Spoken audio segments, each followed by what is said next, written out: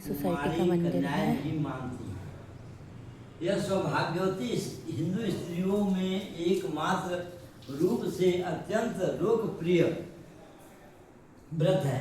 मान्यता है कि इस व्रत को मनाने से पति की अकाल मृत्यु नहीं होती है, और ये स्त्री हमारी को मैया वैधव्य है। योग का निवारण होता है। आज बड़ सावित्री का व्रत है, की प्राप्ति के साथ तो आज ऋतु बड़ सावित्री मनाने आई हुई है। हलवा आटे में शहद गुड़ या चीनी डालकर बट वृक्ष के फल के आकार की गोलियां बनाकर घी से सेक लेती है, फिर इन्हीं को सूत में पिरोकर माला बनाती है। तत्पश्चात एक शुद्ध थाली या थाल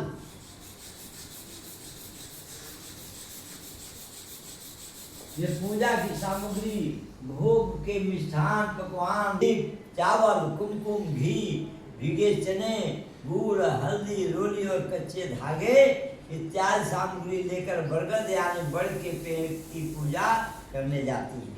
यदि वृक्ष तक जाना किसी कारण संभव नहीं होता है तो घर पर बड़ के पेड़ की फल सहित पत्तों सहित एक टहनी मंगवाकर उसकी पूजा कर ली जाती है। यदि यह भी संभव न हो तो एक कागज पर दीवार पर बट वृक्ष का चित्र बनाकर भी पूजा कर ली जाती है। वास्तव में यह स्थिति व्यवहारिक रूप से कुछ भी हिंदू आज बड़ सावित्री का व्रत है, इस वजह से आज यहाँ करनी पड़ती है।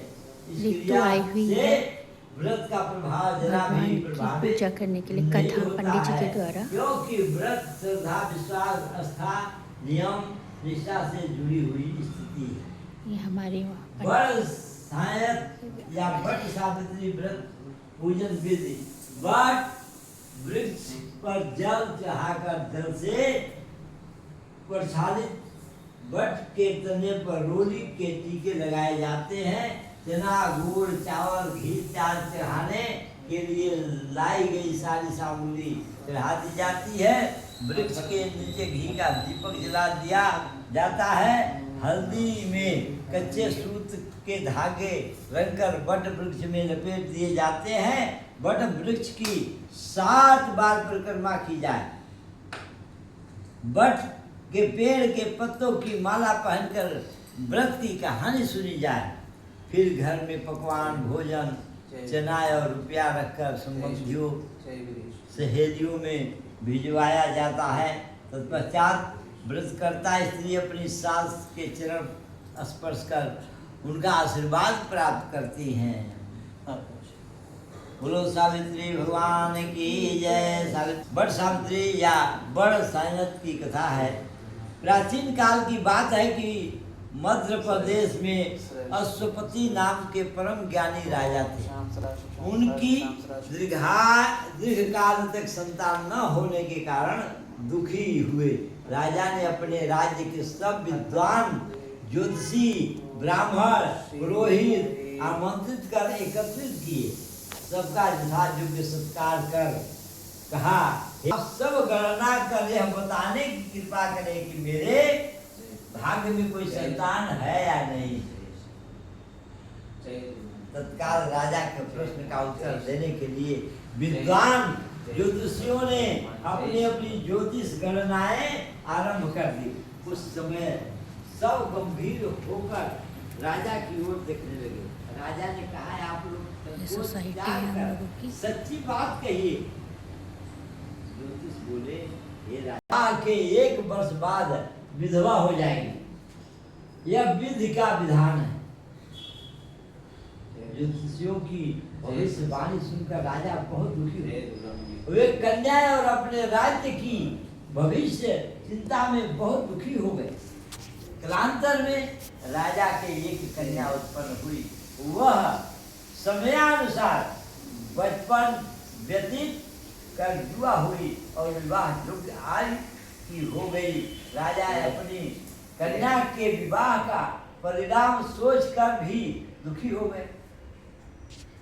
वे ये विचारने लगे कि कुछ बचाव का प्रयास किया जाए। ऐसा सोचते सोचते दैव प्रेरणा से राजा को नारद जी का स्मरण हुआ। नारद जी आ गए। धर्मात्मा राजा ने आवाहन कर नारद जी को बुलाया और सारी बातें बता दी। नारद जी कुछ पर विचार कर बोले, हे राजा, तुम अपनी कन्या के विवाह का दायित्व उसी पर छोड़ दो।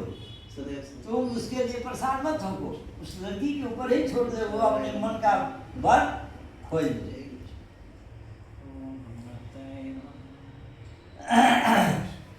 स्वभाव का अध्ययन करती रही। युवक का मौन निरीक्षण करते हुए काफी समय व्यतीत करने के बाद सावित्री ने अपने अनुचरों द्वारा उस युवक को बुलवा भेजा। सावित्री द्वारा बुलाए जाने पर सत्यवान उसके पास आ पहुंचा। सावित्री द्वारा परिचय पूछे जाने पर सत्यवान ने कहा, हे राजकुमारी, मैं एक दरिद्रता प्रभावित कुलीन युवक हूँ। सत्यवान कहता है सावित्री से,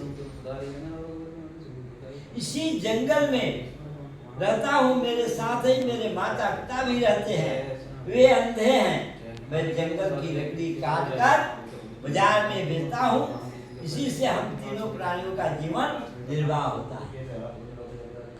आपकी क्या सेवा करूं? उस सत्यवान नामक युवक की शालीनता, निष्ठता और अस्पृश्यतावादिता से सावित्री बड़ी प्रभावित हुई, बहुत खुश हुई।